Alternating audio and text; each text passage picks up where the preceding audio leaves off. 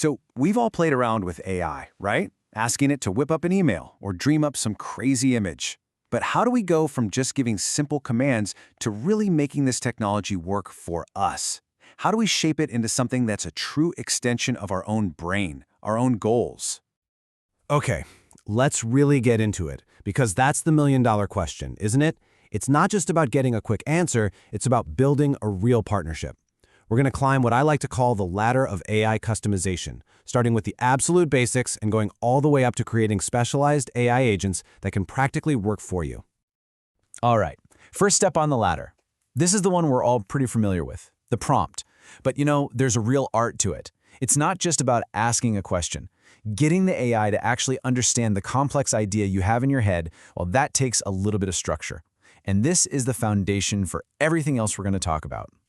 To craft a really great prompt, you kind of need a blueprint. And Google's own guides suggest this simple but super powerful four-part structure. First up, persona. Tell the AI who you want it to be. Should it be an expert copywriter, a sarcastic historian, a patient coding tutor? Next, the task. Be super specific about what you want it to do. Then, context. This is key. Give it the background info it needs to nail the task. And finally, format. How do you want the answer back? A bulleted list? A formal email? A JSON object? Let's see how this plays out in the real world. So check this out. We've got someone trying to create a logo for their new cafe, and you can see them using those key parts. They've given the context. It's a mix of coffee and video games for a broad audience. And they've given a very clear task: generate some creative logo ideas. And here we go, the first volley from the AI. Gemini takes that prompt and comes back with 3 totally different ideas. You've got a modern pixel art style, a cool retro text design, and something more minimalist. It's a fantastic starting point, right? But customization is a conversation, not a one-shot deal. And this part right here, this is where the magic happens. The user doesn't just take the first thing they get. They give feedback. They say, hey, I really like that retro cool one. Can you give me more like that? This little back and forth, this iteration, is how you really start to zero in on what you want. And bam, look at the payoff. With just that one little piece of feedback, Gemini delivers 3 new designs that are so much closer to what the user was picturing. We went from a general idea to a super specific, customized result just by mastering the art of the prompt. Okay, let's head up to the next rung. Now we're climbing a little higher. We're moving away from what the user types in and going under the hood to the developer's control panel. This is where you can start to tweak the actual behavior of the AI model itself, adjusting how it thinks and how it responds. So one of the most powerful dials you can turn is called temperature. The easiest way to think about it is as a creativity knob. If you set the temperature to 0, the AI becomes super factual and predictable. It'll always give you the most common, safest answer. But if you crank that knob all the way up to 1, you're injecting a bit of chaos, a bit of randomness. You're telling the AI to be more creative, to give you surprising and maybe even brilliant new ideas. And temperature is just one tool in the toolkit. Developers also have things like top K, which basically limits the AI's vocabulary to the K most likely next words. It's like putting up guardrails to keep it from going completely off the rails. And then there's top P, which is a little more nuanced. It creates a pool of the most probable choices. By mixing and matching these settings, developers can really fine-tune the AI's personality, shaping it into anything from a straightforward fact bot to a wild brainstorming partner. Okay, so we've talked about writing great prompts, and we've talked about tuning the engine from behind the scenes. But what if you could just package all of that work up into a reusable, totally personalized AI assistant? Well, that brings us to our third rung, the creation of what Google is calling gems. This quote from Google just nails the whole idea. The goal here is to stop using a one-size-fits-all AI and start creating specialists, your own team of experts that already know who you are, what you're working on, and how you like things done. So what exactly is a gem? Put simply, it's a version of Gemini that you build for yourself. You give it a very specific set of instructions, you give it context, maybe you even upload some of your own files, and poof, it becomes your dedicated expert on that one thing, ready to go whenever you need it. And the possibilities here are just wow. I mean, imagine creating a coding mentor gem that doesn't just know Python, but knows your specific code base and your coding style, so it gives you perfect advice every time. Or what about a project management guru that's already plugged into your team's tools and can just automatically draft those weekly status updates for you? We're not just asking questions anymore. We're building a whole crew of personalized AI specialists. And that brings us to the very top of our ladder.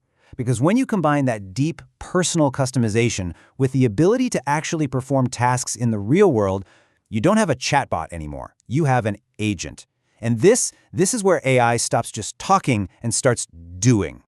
The key word here is autonomy. An AI agent can take a big, high-level goal, figure out all the little steps needed to get there, and then just go do them, all without you having to hold its hand through every single step. It can reason, it can plan, and it can act to achieve something really complex.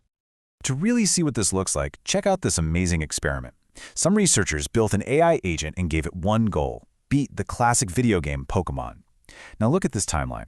Over hundreds of hours, this agent learned the game, came up with strategies, and hit dozens of milestones. It went from picking its first Squirtle to collecting badges to eventually defeating the Elite Four and making it into the Hall of Fame. That's some serious long-term autonomous planning right there. But of course, it's not all fun and games. This exact same agentic power has huge real-world applications. And one of the most valuable is automating those mind-numbing repetitive tasks that eat up so much time at work, like processing mountains of invoices or reports. Just look at this. On the left, you have a messy, unstructured PDF invoice. You know the type. The kind that would take a human ages to manually copy and paste data from. And on the right, boom. Clean, perfectly structured data extracted automatically by an AI agent. This is a massive leap in productivity, and it frees up people to focus on work that actually requires a human brain. So we've climbed the whole ladder. We're at the top, looking at this world full of powerful, personalized AI agents. And the view up here is incredible. It is full of promise. But it also reveals some pretty serious challenges, some steep drop-offs that we've got to navigate very, very carefully. It's the old saying, right? With great power comes great responsibility. The more autonomy we hand over to these agents, the more careful we have to be about what they're actually doing. And the two biggest hurdles we face are accuracy, making sure the AI isn't just making things up, and bias, making sure its decisions are fair. So, on the accuracy front, there's the big problem of hallucinations. That's the fancy industry term for when an AI just confidently makes something up that's completely false. And this isn't a small problem. While things are getting better, some studies have shown that for really complex, knowledge-heavy tasks, these error rates can shoot up to 40, even 50%. That's huge. It means that, for now, verifying an agent's work is absolutely essential. And then you have bias. This chart is pretty eye-opening. It shows that the majority of people who actually work with AI have seen bias in their own systems. And it makes sense, right? These models learn from a huge ocean of text and data created by humans, so they can't help but learn our biases too.